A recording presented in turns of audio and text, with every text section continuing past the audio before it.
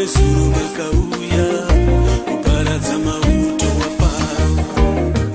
Zimbabwe iyoyi ndoisa mumaoko yenyu, ndimi makatisika mukati muFaro pakati patiri. Mberera kamwe nechirikadzi, zvirema namapofu vanochema vana vasina pekugara nekudya. Ndati dai matinzo Mwari,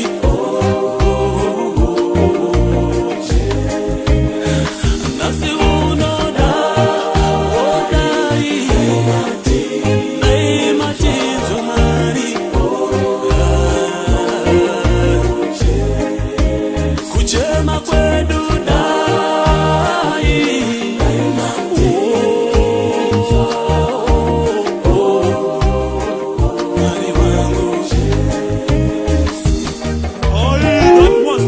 now found.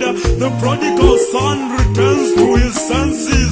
What will it profit a man to gain the world and lose his soul to eternal darkness and torment?